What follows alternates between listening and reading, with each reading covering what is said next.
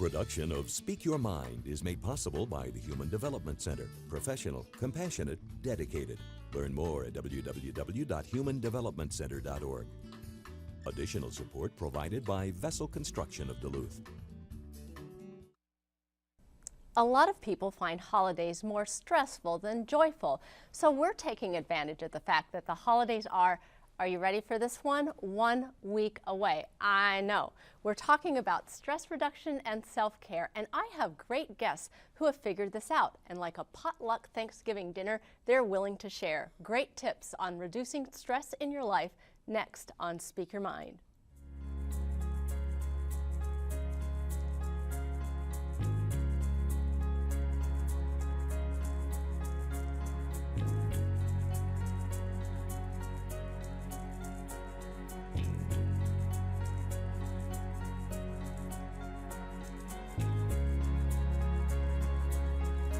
Welcome to Speak Your Mind. I'm Dr. Carolyn Phelps, licensed psychologist with the Human Development Center. Life can be stressful any time of the year, and we humans have a knack for pushing self-care aside. The holidays can intensify all of this, so tonight, our experts share their experiences and strategies to help us limit stress and actually practice self-care instead of just talking about practicing self-care. So if you have questions on tonight's topics, and truthfully, which one of us doesn't, right? Call the numbers on your screen right now. Locally, dial 218-788-2844 or call toll-free at 1-877-307-8762. And of course, you can always text us your questions or email them using the number or address listed at the bottom of your screen. We'll be taking your questions during our entire show, so now's the time to get to work. Let's begin by introducing our guests. 2 years ago, Lori Schaefer's life hit an all-time low, and she's here to tell us how she began and stayed on a journey that is saving her life. Ann Maxwell is the co-owner of Yoga North. She's a model of yogic living for her students and brings a sense of wisdom and fun to the daily practice of yoga. And Kitty Van Evera works at the Human Development Center with me. She teaches others how to cope with stress and lead a meaningful life. Thanks to all of you for coming here tonight, and we have guests who have driven from all over Minnesota to get here, and I appreciate that. And at least the weather cooperated and didn't snow and bring an added level of stress that way to us. But tonight, I think we're going to start with you, Lori, because I want to hear, first have you share the first part of your story of how you found yourselves sort of in the pits of stress here. Well, I've had a weight problem most of my adult life, actually, since I was a child. But I've been on fad diets and just about every diet my whole life. But when I hit sort of my tipping point, if you will, and was at maybe my lowest point in my life, was after I started my own business about 5 years ago. And I worked 12 to 18 hours a day in an office chair. I didn't move. I had a very sedentary life. I thought if I did more and focused on everybody else and my clients, my friends, my family, I would be worthy. I didn't have that self-love for myself, and I just ate fast and processed food. And you were starting a new business too. Right, so there was pressure and stress from that, and how I dealt with it was literally by eating and by working myself to death. And sleep was a big factor. I just wasn't getting enough sleep. And the effect that that had then, did that help grow your business? Ironically, we do great work, and our clients would say that, but since I've transformed my life, clients who are also friends have come forward and said they saw it, and they saw that the work did suffer. I worked harder and gave more, and it was like a mouse on a spinning wheel. It wasn't getting any better because I was so depleted. I couldn't possibly give or do enough. But there is that funny thing with stress, though, sometimes that when we respond to it, we get a little bit of that reinforcement, right? We get more work done. Mm-hmm. Or in this case, as Lori, you were describing that the business was growing, and that almost gives us, oh, well, maybe I should keep on doing the same thing. Kitty, what do you find in relation to that with the work that you do with your clients? Well, it can be very stressful. Everyone has serious mental illness. There can be varying crises that come up. And my job is to both be a teacher but also respond and support my individual clients as these types of things happen in their lives.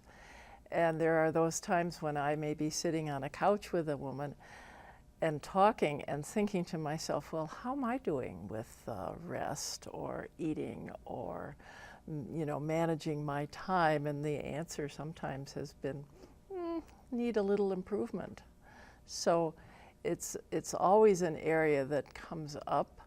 And I also have my areas of weakness that have followed me much of my life, such as overeating and general response to stress, also the development in my late 30s of serious mental illness in the form of bipolar illness.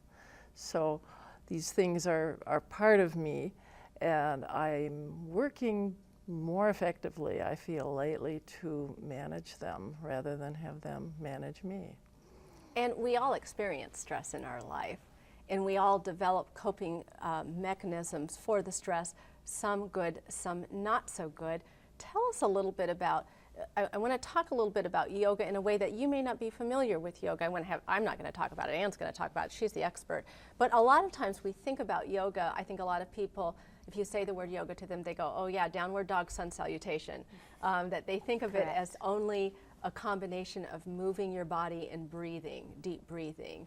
And tell us a little bit about sort of the ethical principles and some of what we've heard so far about this, the principle of non-excess is what comes to mind when I think about the part of Lori's story that she's told already. Yes. So many people don't know that in yoga there is an ethical principles we live by, and there's 10 of them.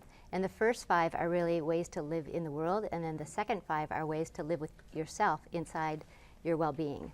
And non-excess is one of them. But the very first one is nonviolence. And so doing nonviolence to yourself first, and then also spreading that out into your community in the world. And then truthfulness and non-stealing. So we live by these ethics so that we have more time for self-care, balanced work, and community life. And so part of this concept of nonviolence, then, if we take Lori as the gracious living example, when she was working all of those hours, what I hear you saying is that was sort of a form of violence towards herself. Absolutely. Then. And that's what so many people find out when they start studying the yogic principles, is they didn't realize that that's a form of violence. But you absolutely felt it, right? You absolutely felt how violent it was. And now that explains a lot, actually. Yeah. Yeah. And what was the eye-opening moment for you? Well, at my peak, I got to 381 pounds. That's a linebacker. That's an NFL linebacker. And I couldn't get everything done.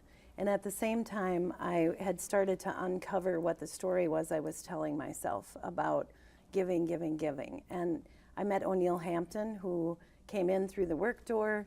He was on season 9 Biggest Loser, and he and his daughter Sunshine had lost a ton of weight.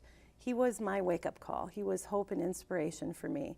I met him, and within the first 5 minutes of our conversation, made a commitment to go to a fitness boot camp, a live-in weight loss boot camp like The Biggest Loser.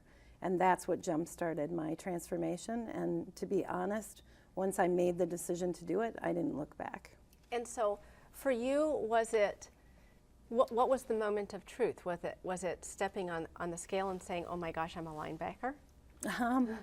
It probably wasn't quite that one moment dramatic. It was slowly building to the point where everything in my life was difficult. My relationships were hard, work was difficult, there was never enough of me to go around, and yet I weighed 381 pounds. So I think just emotionally, I met O'Neill at the right time, and I always say you need to have your head and heart open to the possibilities when they present themselves. That's really what happened for me. Had O'Neill walked in the door a year earlier, I probably wouldn't have been ready to make a change. But so it is that notion of recognizing life is getting harder. And Kitty, what do you see in the work with your clients about helping people come to that awareness that I actually am a participant in making my life harder? Well, I think oftentimes it's a matter of, I tend to start with, it's possible to do recovery, having serious mental illness. There are certain skills that you may be using now, some of which work, some of which don't work. We develop a functional assessment and treatment plan that helps focus our time together. Are you going to be looking at symptoms, relaxation, socialization, and then helping a person look at, well, gee, maybe I can distract myself. Maybe I need to develop some healthy ways to manage my symptoms. Just, you know, it becomes a health-oriented process. There's often a lot of overweight among clients, and I'm starting to hear myself say more often, I'm willing to support you. I'm willing to go with you. We can go to the mall. We can walk in the skywalk. I'm not going to go to the Center for Personal Fitness or something like that with them, but there are ways that I can show up, and often that makes a difference, knowing another person, first of all, cares and is willing to spend some time with them. Because financially, typically signing up for a class is not an option for most of my clients. Although one of the things that you just said was that notion that a buddy can help us make changes, right? You were inspired by O'Neill. I think your own clients are inspired by you. And the other thing that you were talking about, Kitty, was this this developing a treatment plan and a plan of recovery. Now you're talking specifically because you work with people with serious mental illness, but we can all do that with ourselves as well, right? We can all take a look within ourselves and develop kind of our own treatment plan of what is it, that self-awareness of what is it that I'm not doing so well, what is it that needs improvement. Tell us how yoga the yoga principles sort of inform that. Well, one beautiful thing that yoga recommends is to be the witness to your life. And when you take that witness stance, it almost makes you third person to you living your life. And so when you get in the rat race and you feel like you can't get off and you have to do everything for everyone else, you can pause and be the witness to the person doing that rat race. And that can help you just get a little bit of space to maybe make a new choice that'll be more balanced, more life-giving. So I did that, for example, when I got so busy with the business and in the administration of it, and I started talking to myself in third person. Anne can't do all this. Anne has to go home now. And it gave me a little bit more room to do something, make a different choice, because we all are in our habits, right? So yoga gives us the freedom to start looking at our habits and making new choices. I love that concept of talking to yourself in the third person, that it makes sense when Anne can't do this. It makes sense when Carolyn can't do this, but sometimes if it's, I need to stay, no, Carolyn can go home, right? Isn't it true? You give Carolyn more compassion than you give, you know, I. Yes, yes, and it really helped me to go, oh, great, Anne can go home now. So you start this program, and you said you haven't looked back, which makes it sound like you had absolutely no struggles. I decided to make changes.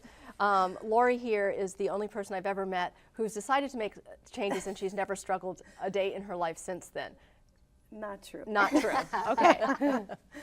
Yeah, I think what I meant when I said I didn't look back is once I committed, I went all in, and that's really important. And one of people ask me all the time, why were you successful this time when your whole life you battled with your weight and you tried all these different programs? Because I want to interrupt you right there.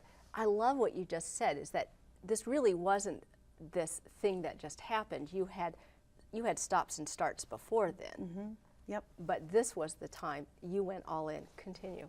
I went all in, and that meant setting myself up to be successful. I had a nutritionist, the right nutritional coach. I had a trainer because I knew I needed accountability. I didn't know how to exercise or move my body. I actually saw a therapist. I anticipated before I went to camp that there's an emotional side of this journey, and I will have to deal with stuff that comes up. So I was very proactive and thoughtful in putting my plan together. I made a list of non-negotiables. You talked earlier about a plan, and we can decide and look at our lives. And I knew if I was going to self-sabotage where it would be in not going and working out. So that's why a trainer and that accountability was important.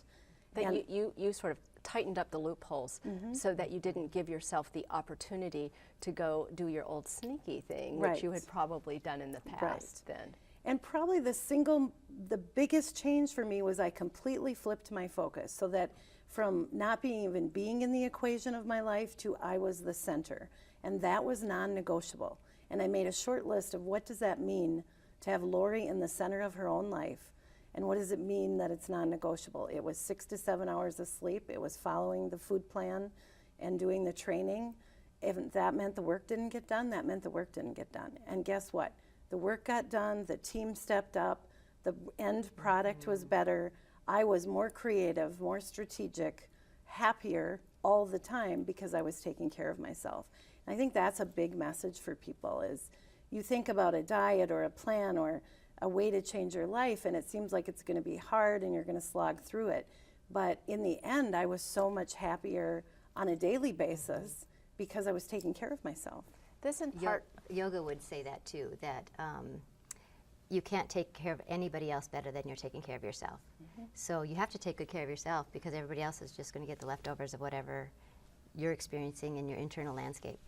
and I saw you nodding your head about that notion of Well, it's our job to take care of ourselves.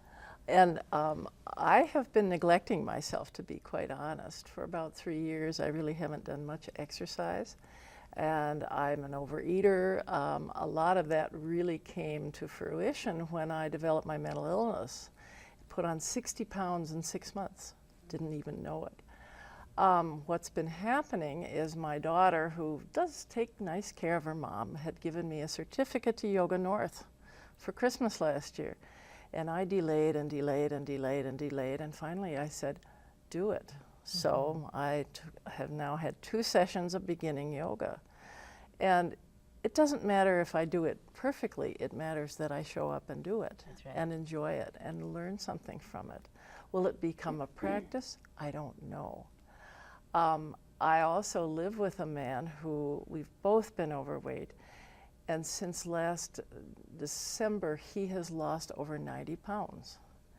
And he bugs me about what I eat, and I'm having some physical issues that may be related to what I eat.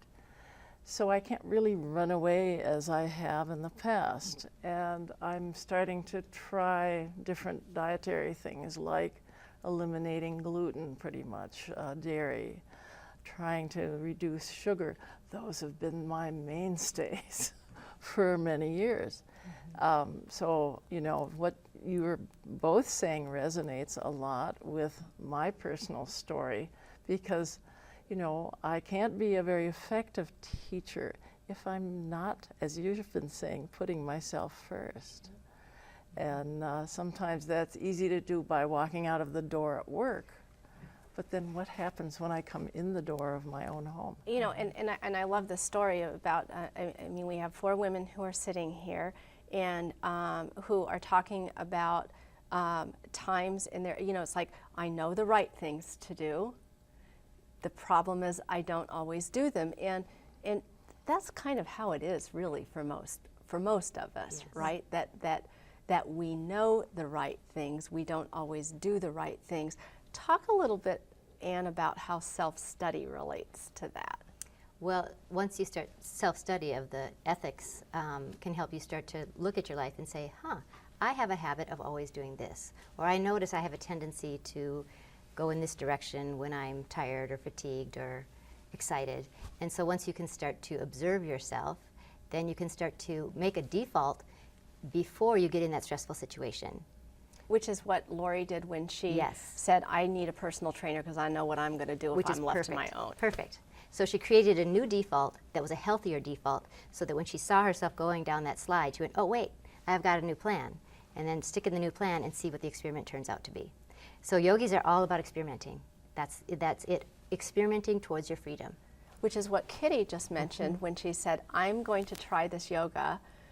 I'm not going to necessarily make a commitment to Yes. be to become a yoga trainer or a yogi. I'm going to take this class and then I'm going to see where it is. And sometimes it's that starting little that can help people to take, I can take 1 step, but I don't know if I can take 100 steps.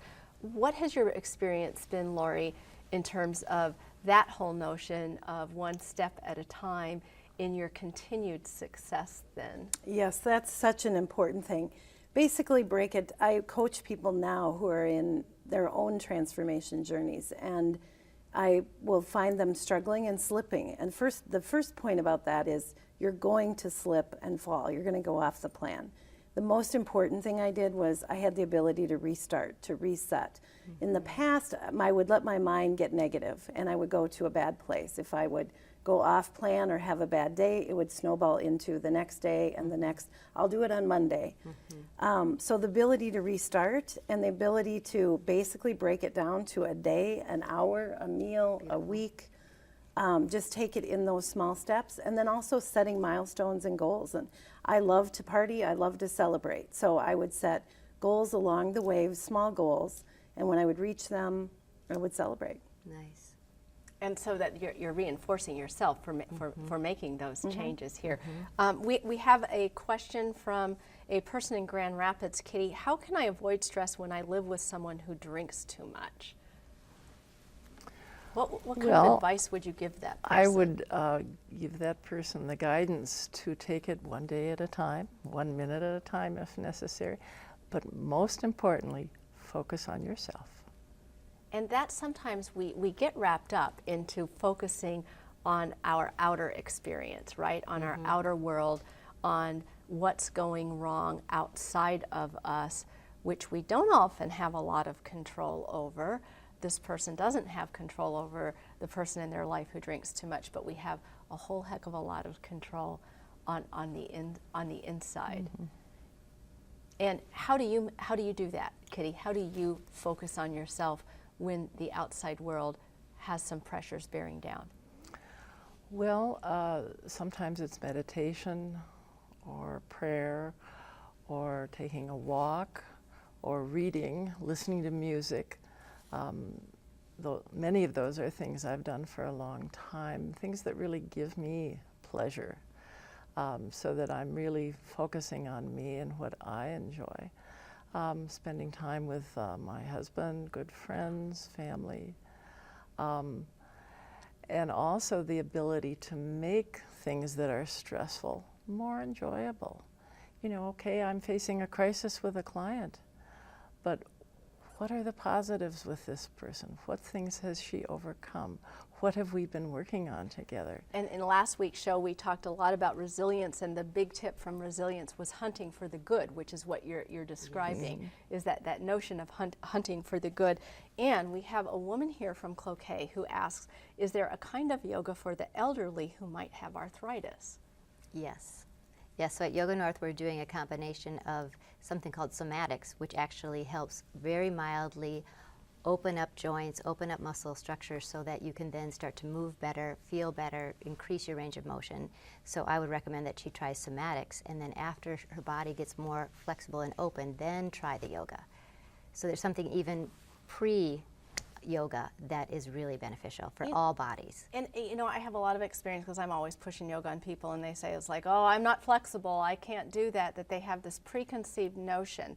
And we often are eliminating strategies that could be helpful for us in our lives before we've even tried them. And you would say what to the person who is afraid to try yoga, who says, you know, I'm not flexible, I can't do those positions? Yeah, those are exactly the people that should be there, right? Getting more flexible.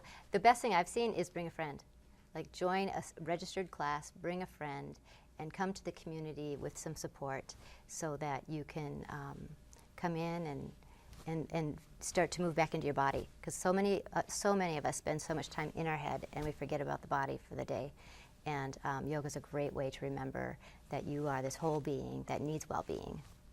And how have you found that in your life? Because you were not a person who paid great attention to caring for your body. And you were very, clearly in the work that you do, you were very creative and very intellectual, and a lot up here and not much attention from the neck down. That's about right. But, you know, when we look at you, we say, and I think you have an old pair of jeans yes, here. my pants. So you all see the new Lori. This was the pre-aha moment. And so you must have this connection now between your mind, your heart, and your body that maybe wasn't as much there previously. Yeah, first of all, I love moving, and I love walking and hiking and mountain climbing. I couldn't even walk to the end of the block when I was 381 pounds. And I'm just enjoying every bit about life. The head is happy, and it attracts opportunity. That's probably been the biggest change, is the inside change. The transformation that I feel inside is far more significant to me in my life right now, even than the physical change. And the physical change is great. And when we take care of ourselves, which seems kind of like work on the front end, but this is the kind of payoff that, the payoff that Lori is describing is available then to all of us, I'm assuming. And tell us a little bit about what yoga teaches about that. Well, it is about a practice or a discipline. So it is that idea of be in the practice and be steady and easy with your practice, and you will make steady gains with that. Whereas I think in America, we're in a fast, bigger, better, get it quick mindset these days. And so that idea of practice and discipline has kind of fallen by the wayside. But if you think about it, we're all practicing something. So if you're practicing going to McDonald's drive-thru, that's what you practice. Or if you practice getting the veggies out and eating the veggies, that's what you're practicing. So just start paying attention to your life. What are you practicing? Couldn't have said it any better. We are out of time. Thanks to all of our guests for being here. Now, you know what's going to happen next week, don't you? We're not here because we're doing that Thanksgiving thing, and you'll be doing that Thanksgiving thing too. The week after, we're still not here because WDSE is doing that fund drive thing. But here's the deal. You do not have to wait a week and a half to send WDSE some money. You can write that check tonight. They'll still accept us. Don't forget to visit us on the web at speakyourmindonline.org, where you can find a schedule of our topics and resource links and read my blog, the place where I answer more of your questions, my questions too, actually. You can also email us your questions about next week's show, 2 weeks from now, 2 weeks, tonight on December 6th, when we'll be talking about helping children deal with grief, an important topic you're going to want to tune in for. I'm Dr. Carolyn Phelps. Thanks for watching, and good night.